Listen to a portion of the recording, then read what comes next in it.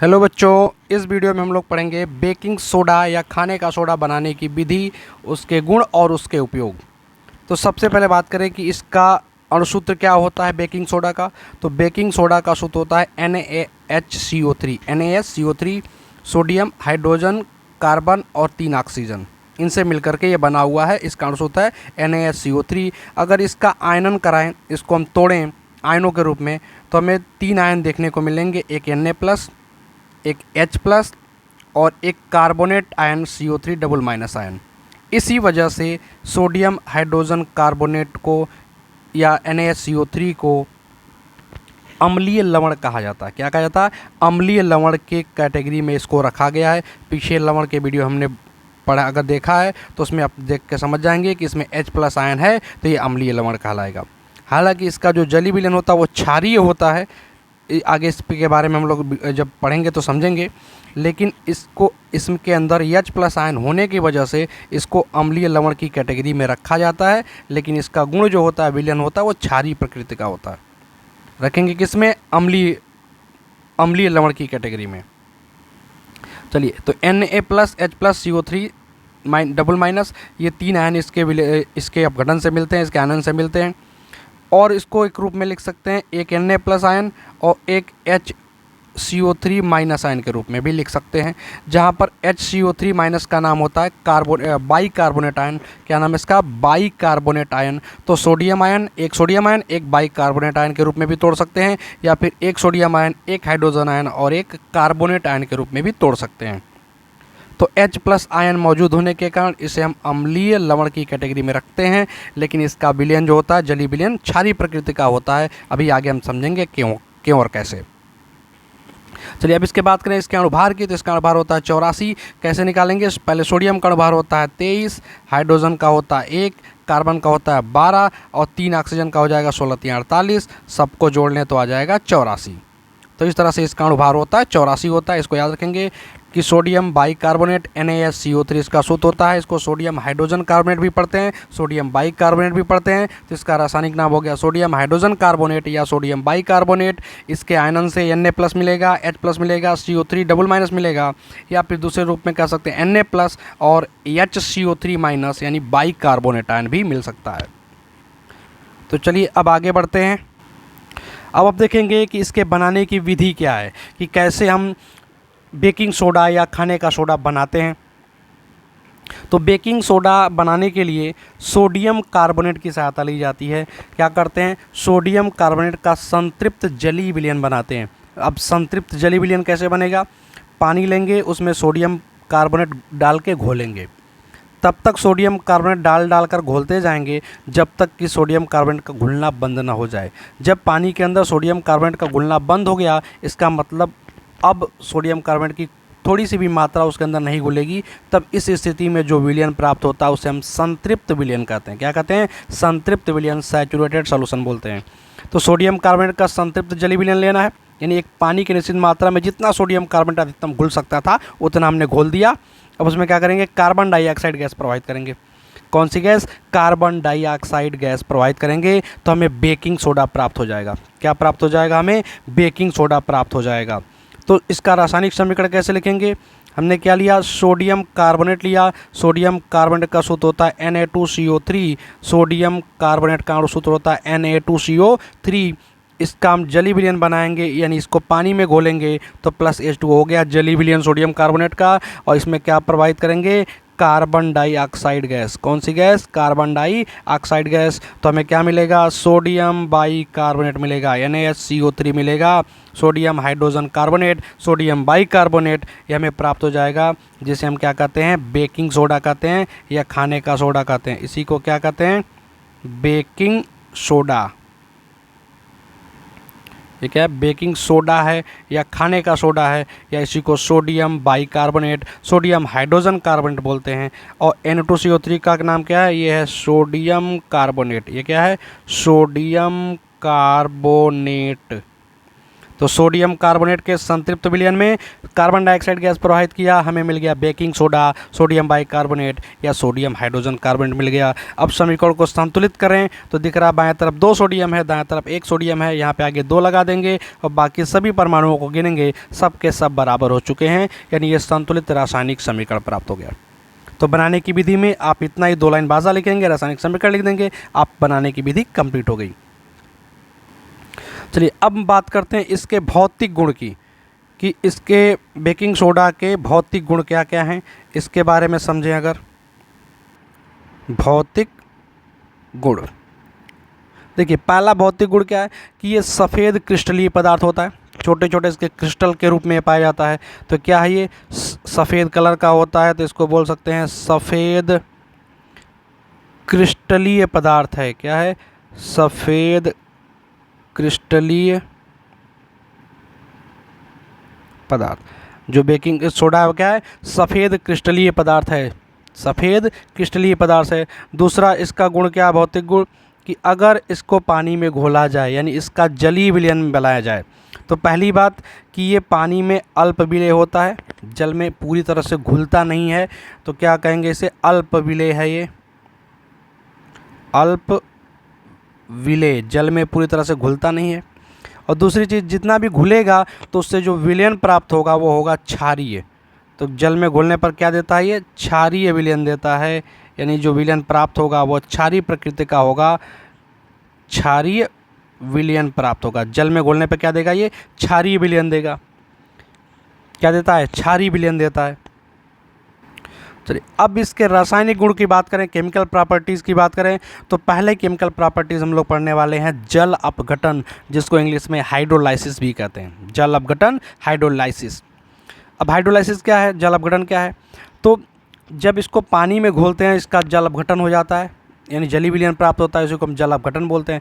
तो जब इसको पानी में घोलेंगे तो इसका जल अपघटन होगा और जो विलयन प्राप्त होगा वो क्षारीय विलयन होगा। क्या होगा? क्षारीय विलयन प्राप्त होगा। कैसे? इसके रासायनिक अभिक्रियाएं कैसे लिखेंगे इसकी? तो NaHCO3 ये हो गया हमारा बेकिंग सोडा, सोडियम बाइकार्बोनेट या सोडियम हाइड्रोजन कार्बोनेट दोनों बोल सकते हैं। इसको पानी में घोला गया, H2O में घोल दिया गया, इसको पूरी तरह से घुलेगा नहीं, अल्प विलेय होगा, लेकिन जितना भी घुलेगा उसके घुलने से बनेगा NaOH। क्या बनेगा? NaOH। देखो Na है, यहाँ पे H2O में H प्लस OH माइनस दोनों होता है, तो Na प्लस के साथ OH माइनस जुड़ गया, NaOH बन गया, यानी सोडियम हाइड्रोक्साइड बन गया। सोडियम हाइड्रोक्साइड बन गया, जो कि एक क्षार है, वो भी कैसा क्षार है? प्रबल क्षार है। पीछे के वीडियोज़ में हमने क्षार लवण सब के बारे में पढ़ा है, तो ये हमारा क्या है? प्रबल क्षार होता है। दूसरा क्या बनेगा? दूसरा देखें, यहाँ पे एक H प्लस है और यहाँ पर HCO3 माइनस है। क्या है?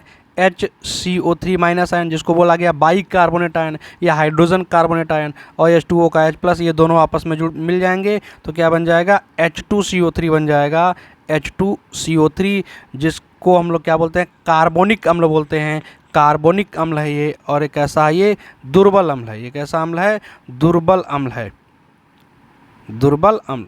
तो पीछे वीडियोज़ में बताया गया है कि विलयन के अंदर अगर अम्ल और क्षार दोनों हैं तो विलयन अम्लीय होगा या क्षारीय हो गया, ये इस बात पर निर्भर करेगा कि दोनों में से कौन प्रबल है। अगर अम्ल प्रबल है तो विलयन अम्लीय हो जाएगा, क्षार प्रबल है तो विलयन क्षारीय हो जाएगा, दोनों प्रबल या दोनों दुर्बल हैं तो विलयन उदासीन हो जाएगा।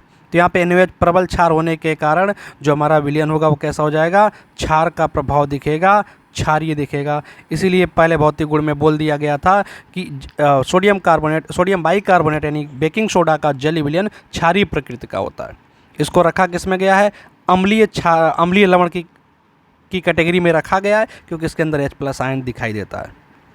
इसकी प्रकृति कैसी होगी? क्षारीय होगी। अगर इसको पानी में घोलेंगे तो क्षारीय विलयन प्राप्त हो जाएगा।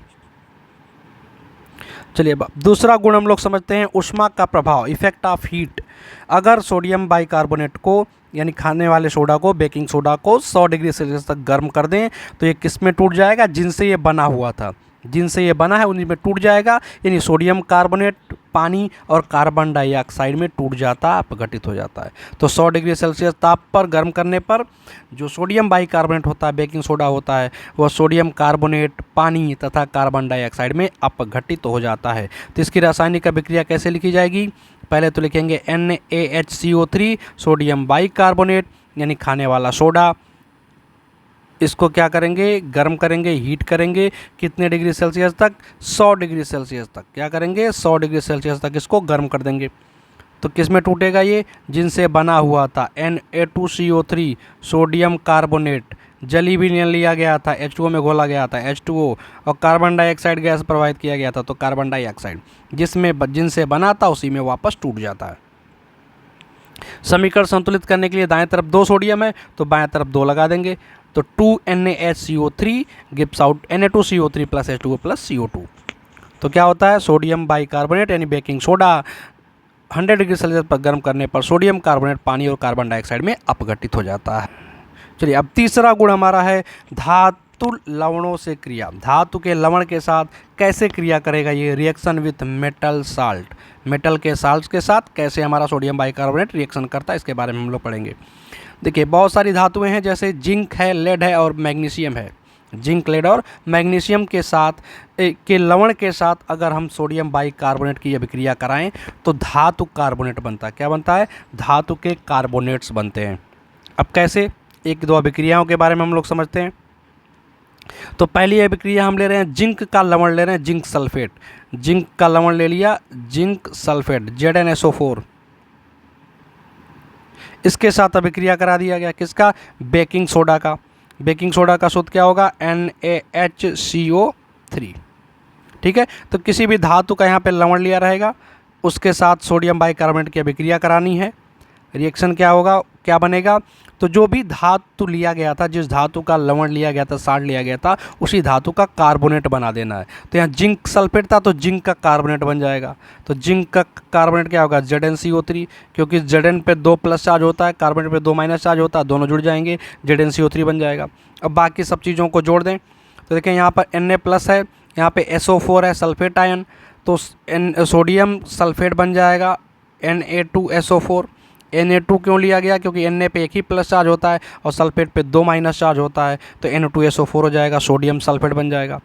और प्लस पानी और कार्बन डाइऑक्साइड, प्लस पानी बनेगा और कार्बन डाइऑक्साइड बनेगा, इसको भी याद रखेंगे। पानी और कार्बन डाइऑक्साइड भी साथ में बनेगा। समीकरण को संतुलित करने के लिए दाएं तरफ 2 सोडियम है तो यहाँ पे NaSCO3 के आगे 2 लगा देंगे, 2 सोडियम बाइकार्बोनेट अणु ले लेंगे। अब पूरा रिएक्शन संतुलित हो जाएगा। ये पूरी रिएक्शन तो पूरी तरह से संतुलित है, इसके बाद कोई समीकरण संतुलित करने की ज़रूरत नहीं है। तो इस तरह से हम धातु के लवण के साथ जब सोडियम बाइकार्बोनेट की अभिक्रिया कराते हैं तो उस धातु का कार्बोनेट बन जाता है। बाकी सोडियम के साथ जो भी यहाँ ऋणायन रहेगा इस लवण के अंदर, साल्ट के अंदर, वो जुड़ जाएगा और H2O प्लस कार्बन डाइऑक्साइड बनेगा। तो इस तरह से आप अभिक्रियाओं को लिख सकते हैं। चलिए, अब चौथा गुण हम लोग समझने वाले हैं, अम्लों से क्रिया, रिएक्शन विथ एसिड्स, कि बेकिंग सोडा अम्ल के साथ कैसे अभिक्रिया करता है, उसके बारे में समझेंगे अब। तो बेकिंग सोडा की क्रिया अगर हम डाइल्यूट एसिड के साथ कराते हैं, तनु अम्ल के साथ कराते हैं, तो लवण बनता है, पानी बनता है और कार्बन डाइऑक्साइड गैस निकलती है। लवण बनेगा, पानी बनेगा, कार्बन डाइऑक्साइड गैस निकल जाएगी। अभिक्रिया को कैसे लिखेंगे अब, तो चलिए पहले हम लेते हैं sodium bicarbonate NaHCO3। Sodium bicarbonate यानी बेकिंग सोडा, खाने का सोडा, किसी भी नाम से बोल सकते हैं। इसकी अभिक्रिया करा दी गई HCl अम्ल के साथ, हाइड्रोक्लोरिक अम्ल के साथ। तनु है, तनु मतलब इसमें पानी की मात्रा ज़्यादा है, इसके साथ अभिक्रिया कराएं। लवण बनाना है तो यहाँ पे निगेटिव आयन Cl माइनस है, यहाँ पे पॉजिटिव आयन Na प्लस है। क्या बन जाएगा, NaCl बन जाएगा, सोडियम क्लोराइड बन जाएगा, एक लवण बन जाएगा। साथ में क्या बनाना है, कार्बन डाइऑक्साइड और पानी, तो H2O plus carbon dioxide CO2 carbon dioxide gas के रूप में ऊपर तीर बना देंगे ऊपर की तरफ। समीकरण को संतुलित करना है अगर, तो समीकरण संतुलित करने के लिए देख लें तो ये समीकरण पहले से ही संतुलित है, इसे हमें संतुलित करने की ज़रूरत भी नहीं पड़ेगी। चलिए अगला देखते हैं, दूसरा रिएक्शन। अगर हम लेते हैं सोडियम बाइकार्बोनेट, इसकी अभिक्रिया कराते हैं सल्फ्यूरिक अम्ल के साथ, H2SO4 के साथ, तनु सल्फ्यूरिक अम्ल के साथ अभिक्रिया करा दिया। सेम वैसे ही पहले लवण बनाएं तो यहाँ पे सल्फेट आयन मिलेगा, यहाँ पे सोडियम आयन मिलेगा, तो सोडियम सल्फेट बना देंगे, Na2SO4 हो जाएगा। अभी पीछे बताया गया था सल्फेट पे 2 माइनस है, सोडियम पे 1 प्लस है, इसलिए सोडियम 2 लेने पड़ेंगे, तो Na2SO4 हो जाएगा। प्लस पानी H2O और carbon dioxide CO2 carbon dioxide gas के रूप में है तो तीर बना देंगे। समीकरण को संतुलित करना पड़ेगा, तो यहाँ पे दाएं तरफ 2 सोडियम हो गया Na2, तो यहाँ पे बाईं तरफ 2 लगा देंगे, बाईं तरफ 2 लगा देंगे। अब हाइड्रोजन वगैरह चेक कर लेते हैं कितने हाइड्रोजन है, तो बाईं तरफ हो गया 2 और 2 4 हाइड्रोजन, इधर दाएं तरफ सिर्फ 2 हाइड्रोजन है, तो आगे यहाँ 2 लगा देंगे तो हाइड्रोजन संतुलित हो जाएगा। अब और भी चीज़ों को देखते हैं, कार्बन और ऑक्सीजन को देखते हैं। तो कार्बन बाएं तरफ कितना है, बाएं तरफ है 2 NaCO3 में कार्बन है, आगे 2 लगाए, मतलब 2 कार्बन हो गए, और यहाँ सिर्फ एक ही कार्बन है तो आगे 2 लगा देंगे तो कार्बन 2 हो जाएगा। और ऑक्सीजन भी जोड़ लें तो 2 दूनी 4 और इधर 2 6 और 4 10 ऑक्सीजन है, इधर 4 और 3 दूनी 6 4 10 बराबर है। यानी अब पूरी तरह से संतुलित रासायनिक समीकरण हो गया। तो इस तरह से अम्लों के साथ क्रिया कराने के बाद लवण बनता है, पानी बनता है और कार्बन डाइऑक्साइड गैस निकलती है। चलिए अब इसके उपयोग की बात करें कि उपयोग क्या क्या हैं सोडियम बाइकार्बोनेट के। 2 उपयोग परीक्षा में पूछता है, तो 2 उपयोग कम से कम पता होना चाहिए। पहला कि झाग युक्त पेय पदार्थ हम इससे बना सकते हैं। क्या बना सकते हैं? झाग युक्त पेय पदार्थ। झाग युक्त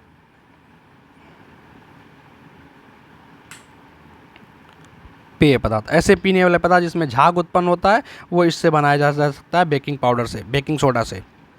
चलिए इसके बाद सोडा वाटर भी इसी से बनाया जाता है।